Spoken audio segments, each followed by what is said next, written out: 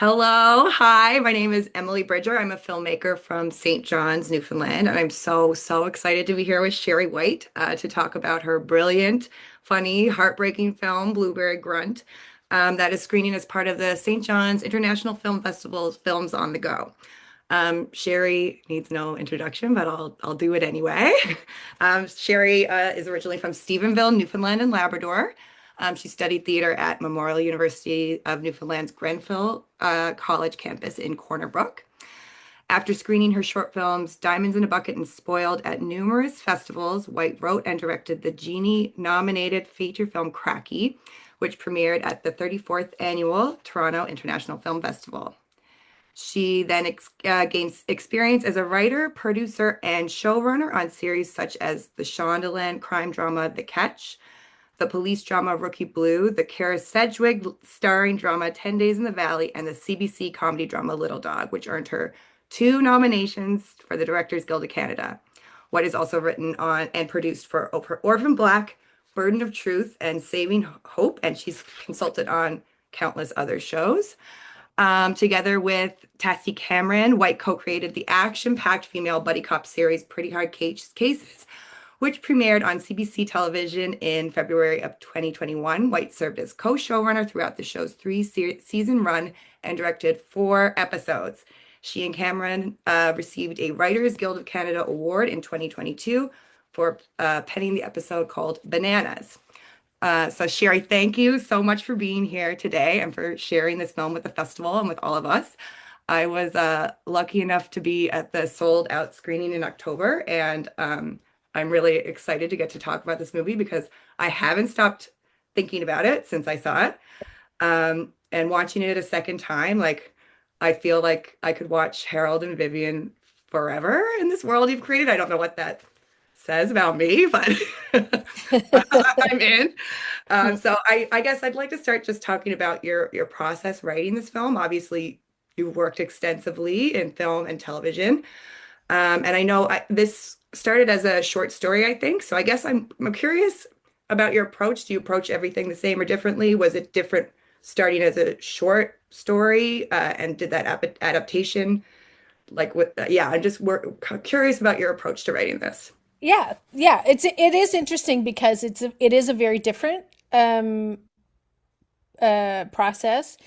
This script was, and in some ways, the fastest thing I've ever written, and in some ways, I've been living with it for a long time. So, in 2007, I think you talked about Diamonds in a Bucket, which it was a short film. It was about 22 minutes or something about a woman who met this man in the mall who was like selling his like self-recorded tapes, and she, kind of cozies up to him and is hoping that, they can become a thing. And he's kind of arrogant and full of himself, but she's just like so desperate to make it work. And then something happens where kind of the bubble bursts, and they can no longer kind of pretend that everything is good. Anyway, it was a very strange film, and it always really stuck with me. And so and the couple these two characters did, and the tone of it was just so weird. Anyway, so I was doing a short fiction writing course at MUN with Lisa Moore a couple years ago, which I would recommend to anybody. And because it just generated such, so much material. Anyway, I wrote a short story about, kind of inspired by them, as if they stayed married and 20 years later, what they would be like. So I wrote that, and so the characters kind of were already alive in me in some way, even though they were so different because it was 20 years later into a marriage.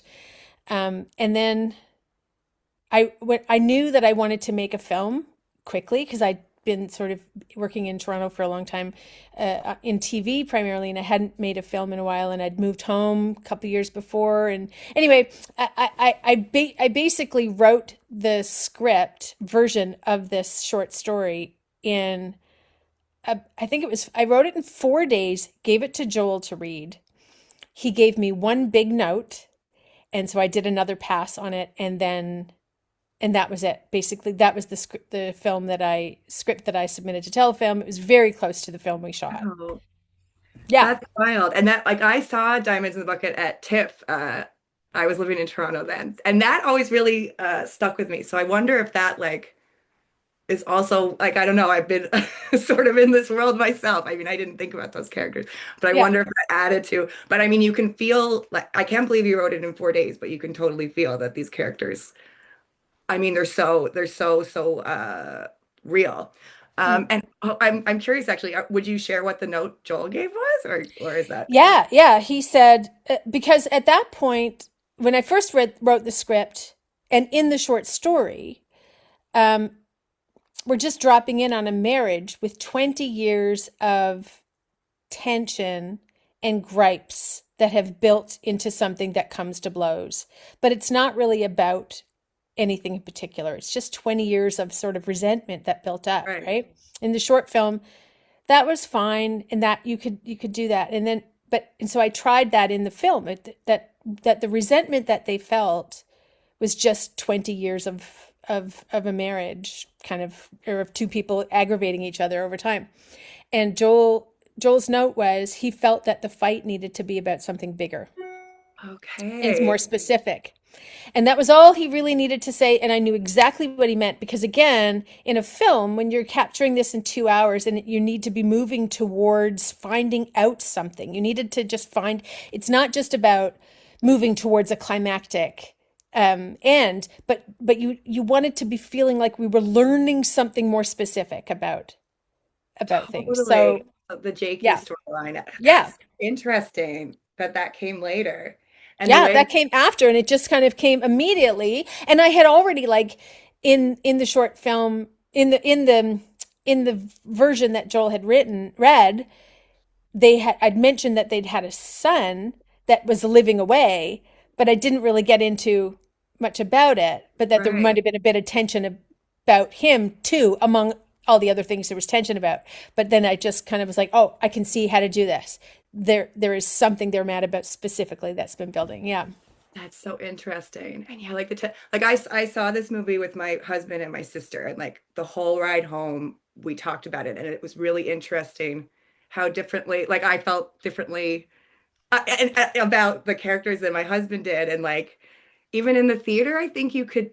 It was an interesting experience because I think you could feel the tension of people kind of taking one side or another, Yep. and that was like it was very cool. It's obviously like so brilliantly crafted, and like um also like I found I would get sucked in by Harold, and then I'd be like, oh fuck, like when he's out picking berries early in the morning, like I don't know, it was Yeah. just For a minute, you on a thought, run. oh, maybe he's going to be I was okay. like, And then, oh, and I was like, that's the sin now. Like she was that mean like before, and he's probably different now. And then I'm in there like trusting him, and he broke my heart again. Like it's a very interesting, cool experience, I will say.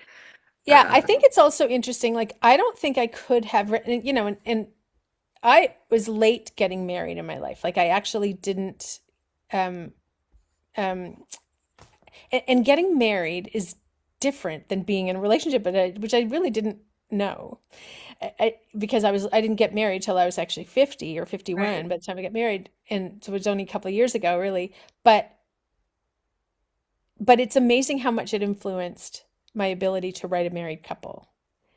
Um, and of course, my husband and I, we actually do own the chickens and the chicken Right. where we shot it, the chickens and the ducks and stuff. They're our animals, and we shot You, that on our land. you're So literally in a relationship with everybody in this movie, other than exactly, everybody, yeah, chickens are your family too. yeah, exactly. Um, but um, and again, he wasn't a Harold. I'm probably more of a Harold, maybe. Do you think? Um, yeah, I think so. I mean, I think if I was married to a Harold, I'd be more of a Vivian.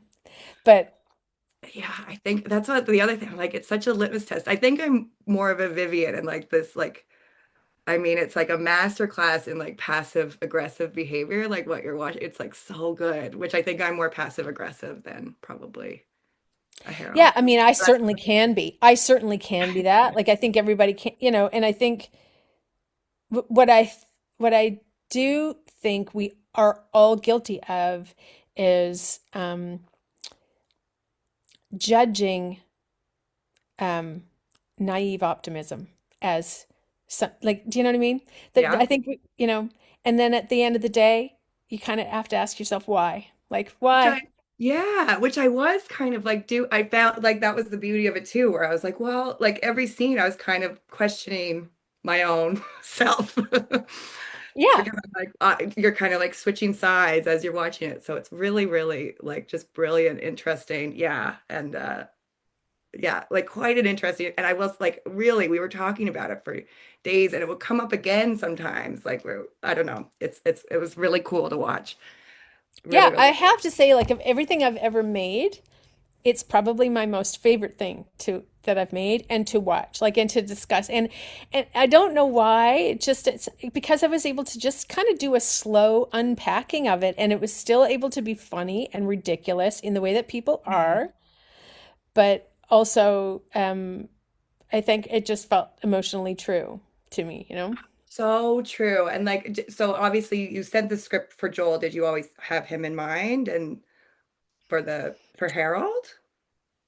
I mean, in many ways, this is not like this is not Joel, right? Like Oh, it's not that's a Joel character, he's never been like uncool like in this way except before. for in Cracky, actually.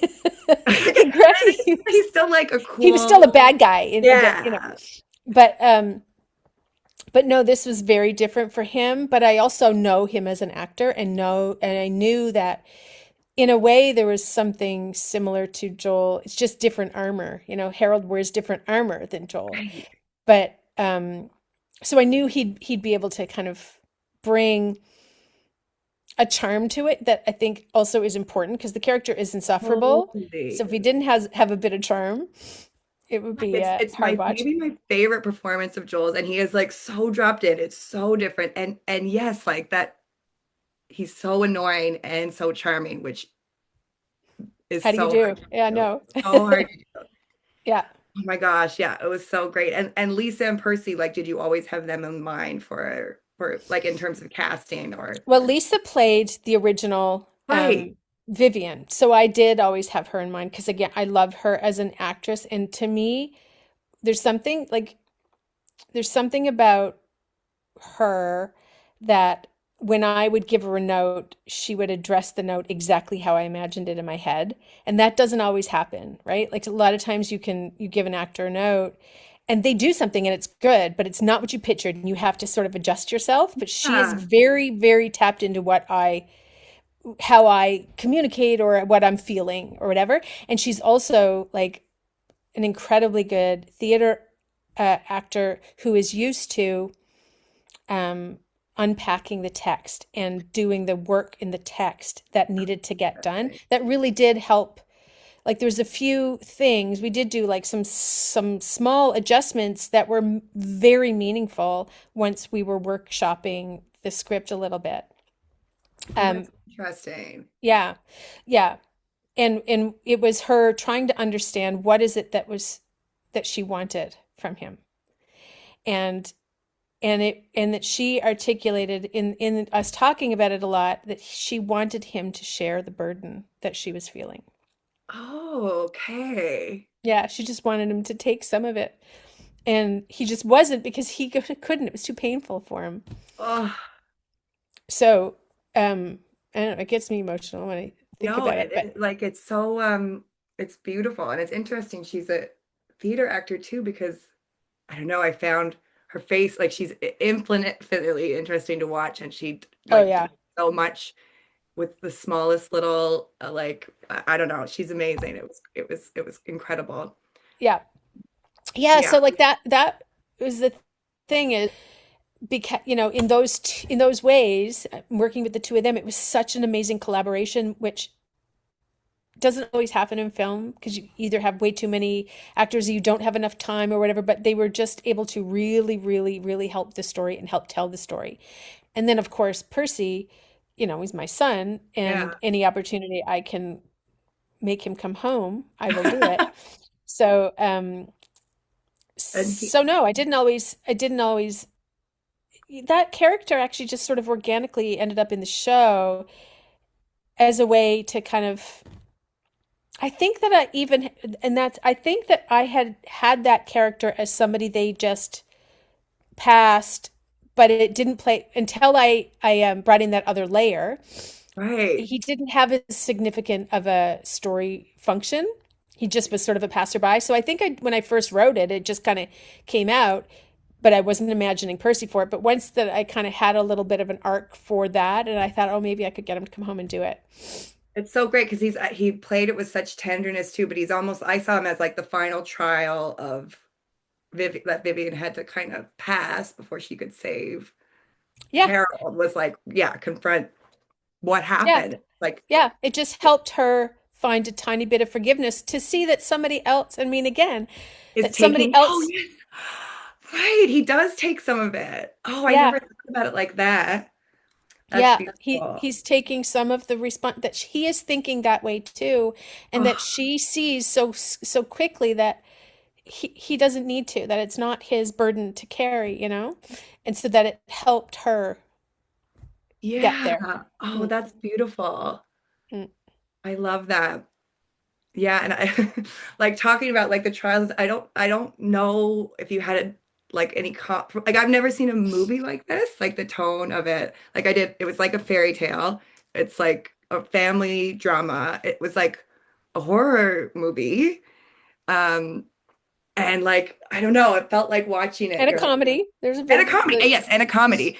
And it mm, felt like I was like you're on this like precipice the whole like watching it, I was like gripped, but every part of it was like even like the Jakey storyline, the way that is teased, it almost feels like a horror movie. Like I'm like, what happened? And like going through like all the, I mean, after he falls off the cliff, I guess everyone's watched the movie. I've already said all the spoilers, but when Joel falls off the cliff, like falling, like going through these literal like fairy tale like trials before she can save the prince or whatever. mhm, mhm, Yeah, I mhm. guess I wonder how you saw it and how that, I mean, when you were writing it, how did you see that tone or what kind of movie it was? And did that change throughout writing, throughout production, throughout post-production? Or, yeah, I'm curious to hear about that.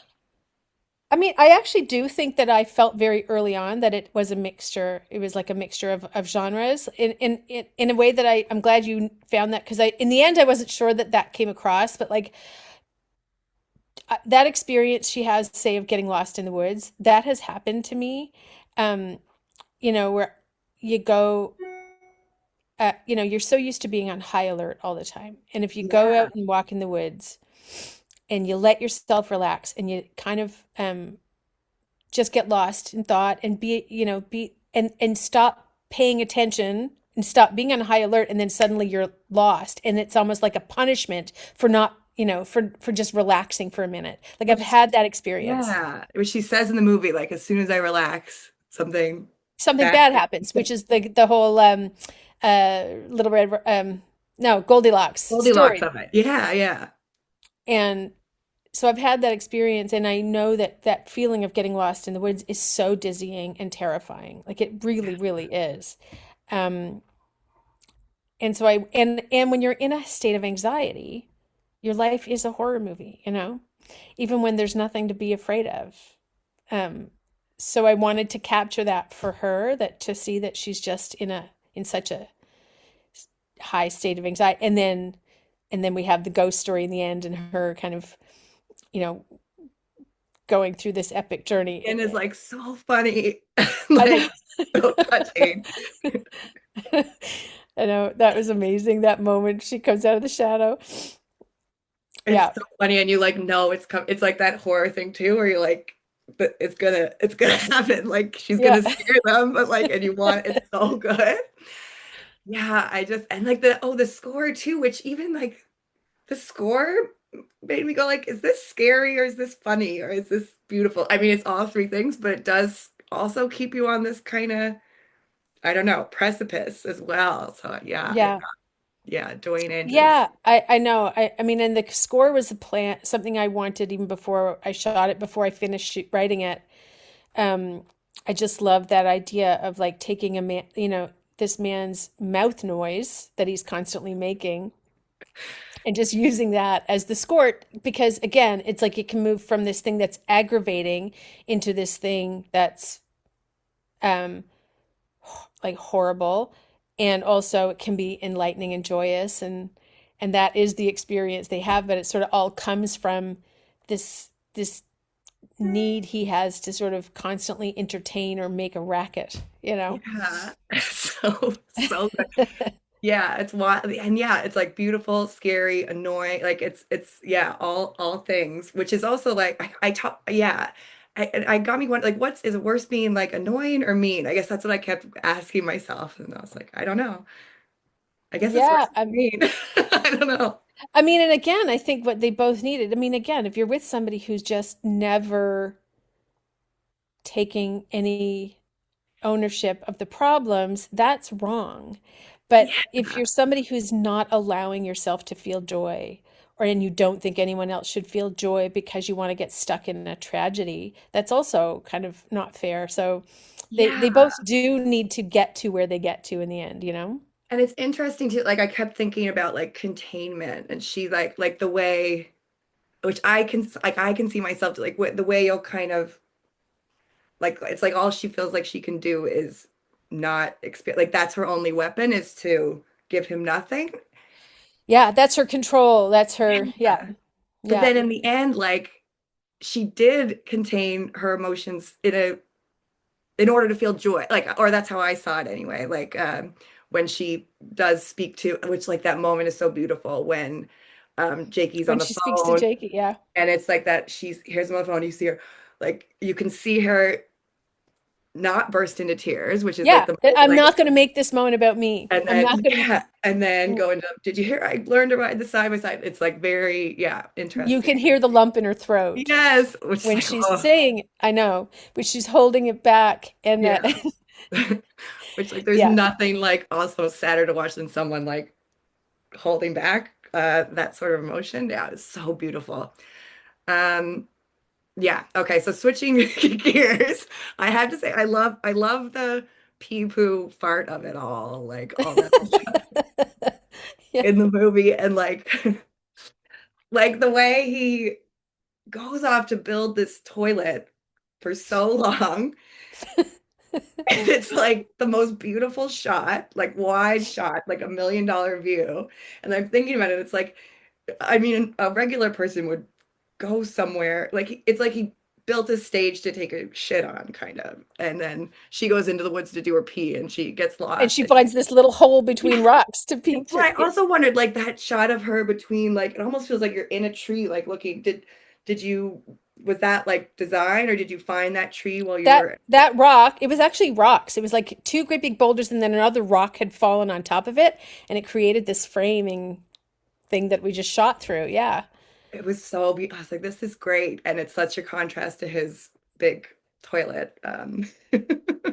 I know, I know. So, It's so funny because I did get Percy to watch a cut like early on, and he did give me the note to like lose a couple of the poop jokes. really, oh So there no, was a few more. more. There was a few that got cut. Like they talk about like the old lady in the diapers, and what did he say? You think you don't fart at night? She's like, I Yeah. don't fart She's at like, I just night. don't brag about it. Yeah. It's not an But it's accomplishment. interesting too, because it got me thinking about like talking about that sort of stuff. Like, is that intimacy or is that like somewhere beyond intimacy where you're like almost, I don't know, I don't know. It's like an interesting sort of thing as well. Like, Well, yeah, and I would imagine that for a lot of people, I mean, again, it's hard to be in a marriage. Some people do keep that stuff out of their marriage, but it's hard. It's hard. That work. And and you it's know, true. Everybody does pee poo. yeah. Yeah. Yeah, and it's like he can, again, he's like making a joke out of everything. And that is I mean, that is a humor that I do think, and not to be stereotyping, but I do think generally men will make those jokes more than women, and they can be aggravating to women, right? Those jokes. Yeah. Um, but Well, I think women are like conditioned to not.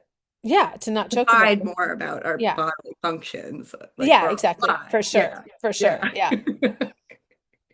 Yeah. Like it's like really funny and really, really interesting. I love his yeah, I love his toilet stuff. And also, okay, so I know this is we don't have I don't want to take up too much of your time, but like I want to talk about the stunts and I want to talk about the ten like there's three, I guess, around 10-minute long scenes or sequences like I cut within like the second act, which I wonder about shooting all of these things. Like I know how many days did you guys shoot?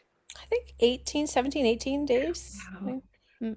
But yeah, like these like beautiful long scenes, like by the fire, by the tent, and then before he falls in, I guess is what I'm Yeah, there was thinking. three. Yeah, there was three. Like this, the tent scene, and again, the tent scene was probably the one that we cut the most out of in the edit. It was much Really? longer. Yeah. And I found like also like likewise during those scenes, like my jaw was like on the floor, like I'm like, which says like you're within the confines of the scene, but it was like gripping and like you're trying to figure out what's going on. It was really, I think it gave the audience, I mean, I know you know this, it gave the audience a lot of credit. Like you're not spelling everything out and we're putting together what happened with Jake. It was really, really, really great. But yeah, so like shooting the tent scene, like how many days was that or how or how It's long did we shot that. It's funny because we tried to shoot that one day for night. So we really? tried to shoot it. Yeah. Um, we tried to shoot it in the day, tenting it, and then putting lights in, and it wasn't working. Just wasn't working, and we ended up having to abandon that plan. And then we shot it in it. So I think it was half a day that by the time we shot it, half a night. It was like we shot it in when we moved into splits. Um, yeah, because even that tent, so we shot that in my like the interior of that in my backyard. Same with the bog, her falling in the bog hole. Really? Yeah, that's on my land. That's like an old How did well you that we do that? built. We built it was an old well, and Andy Bowman and everybody built it up to just look like it was part of a bog. And yeah, so had it lined and filled with peat moss and I mean, that was truly shocking when I saw it at the mm, theaters. I couldn't, and yeah, it looked great. yeah. But How did they do the that? tent thing we shot. Yeah, we got ended up shooting that in half a day, I guess, and it was probably I think it was probably a 10-page scene. And then the fight the so then the campfire scene that was a good chunk of a day too, but it was the fight before he falls off the cliff that took a lot of rehearsal. So we went out there and rehearsed for half a day, and um, uh, and that was hard because you're trying to shoot it in real time, but you're taking the full day and the sun starts here and then the sun's over there, and it's like the continuity of all that was really complicated. But we just shot that over and over again, just let the camera once we moved into handheld, Stephanie just followed them and just was kind of whipping around and just shot a bunch of coverage of it. It's But we so had worked out the fight and sort of broke it up into sections. okay. So yeah. And then But like, I really loved that. I loved taking the time with those scenes and just letting them breathe and be really long and just staying with them. And who else did that in um what was that? The Anatomy of a Fall. oh, That yeah. was one that I kind of at a certain point when I was making it, I thought about that, how they really unpacked the marriage in a fight, and you got such a little window into their whole life in this fight. Yeah. Um, Oh, that's interesting. I can see that connection. That's so cool. mm, Yeah, and it does like I mean it does like there's just such a I mean I don't feel at any moment that I'm not watching a married couple mm. married for 20 years. And you said you Yeah. rehearsed a lot too, eh? Or you did rehearse before you got Yeah, to we did. I mean, we rehearsed, like we actually did some rehearsing at the Arts and Culture Center in a rehearsal space for a little bit to just kind of do table work on the script and figure out what's going on, and which was funny because it was, Lisa's very comfortable with that, and Joel was not initially because he's used to film, and he kind of kept feeling like, will I lose the sort of spontaneity of this if I overthink it and overanalyze it? But then, it's because he'd been away from the theater for a while, and then eventually he got into it, and that it did help me iron out a few really crucial emotional turns For sure. that I think we could have missed. Yeah.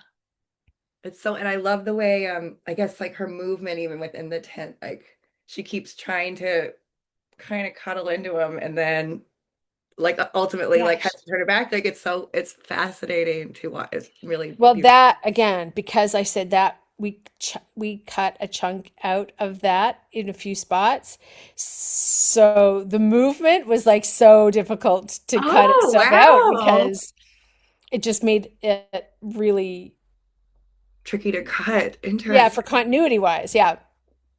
So she moves, she's it, and what it ended up doing in a way that I think is good is it made her feel more agitated than when we shot it, because when we shot it, she would be still for much longer periods. But when it comes together, it's like she can't settle That's the because feeling. we've, Yeah, that's interesting. That's kind of, yeah, that's so cool. yeah, That's um yeah, okay. That's really great. I do want to talk about the stunt before the stunt of yeah, falling off the cliff. Like how did you yeah, um do that? yeah.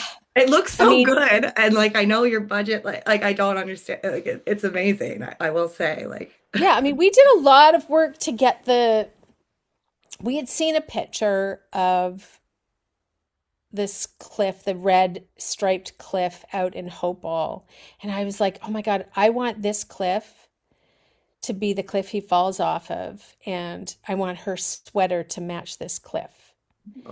And, we don't, it's so funny because I wanted that. And Ruth was like, we're going to do it. We're going to find a way to do it. We found somebody to make the sweater. We found somebody. And then when we thought about shooting, we found out where the cliff was, and you couldn't get there by road. It was like, there was just no way. But we kept wanting to do it. And so then we decided to shoot it with the drone out, it got a boat out to Dildo, shot the drone footage of that cliff, and then found two different spots that we found the rock to put it together. So we found the part where he fell, and that was out in Logie Bay, and then all of the stuff of him on the close up of him on the rock, and the stuff of her looking down and him and all that was out at the talc mines out in Conception Bay South. And so we pieced it all together. And then the green screen of him actually being lifted, that was green screen of him. really? Yeah. And that we put over the the the striped cliffs. We put that in there, and then there's a separate piece of like when you look down and see the water, because like at Hopewell we didn't get that water either, so that's an extra piece put in there. So it all Wow. got put together, yeah, in a way that and all this to say, all that work to make that, because in order to make to really kind of set that we had the cliff that matched her sweater, you kind of needed to do a match cut of like when you see him on the cliff and then you cut to her in the sweater. But I Right. ended up not being able to do that because of story. And I hadn't really, Oh, um, I know, I hadn't shot list, like I hadn't storyboarded it properly to tell it, and it just didn't time out right. So it's like most people aren't even going to get the connection of her sweater and that cliff, I did which, notice the sweater and then notice the sweater in the credits. So I was like, it's, yeah, but the yeah. reason why we did it is because we wanted it to match this, because it actually had the same pattern as the cliffs. But you kind of missed the point. But anyway, it's okay. It's still all really beautiful. Yeah, it's really beautiful. It's really beautiful. Wow. It's so anyway, yeah, I could talk all day about this movie. I love thinking about it. I love watching it. I could watch it again and again and see. Well, I I think hope you do. yeah, I will. And I'd Yeah, love to good. see I want to see it again, and I like I don't know. I liked watching it with the audience. It felt I do too, and I love watching it with the audience, and I'm hopeful to watch it with an audience that doesn't know I'm there, that isn't like, just a regular theater audience as opposed to yeah. like a festival audience, which is always, great, but they're friendly audiences, right? But I do think that Newfoundland audiences will actually love this film. I really do. That's what I was thinking. And like even when he spills the blueberry, like when the contrast in their blueberry buckets, like Yeah. everyone died laughing. And I don't know if that would happen outside of Newfoundland. Maybe it Yeah. would. And then Yeah. when he spilled the bucket, I was like, like that was almost the same as him falling off the cliff. Yeah. So I do feel like this screaming around, like yeah, everyone in Newfoundland should watch this movie. I feel like Yeah, I think people will appreciate it. It's just really, I think, capturing just subtleties about how we live here, you yeah, know? totally. Yeah. Well, Well, thank you for thanks. making it and sharing it with us. Well, It's thank you. so awesome. And thank you to the St. John's International Film Festival for having me and for screening it. And yeah, thanks, Yes. Sherry, for sharing it with us. And thank you to the audience for watching it. And if anybody ever wants to talk about this movie, I'll talk about it with you. I can talk about it forever. So yeah, thank you so much. Yeah. Thank you. Thanks, Emily. It's been great chatting.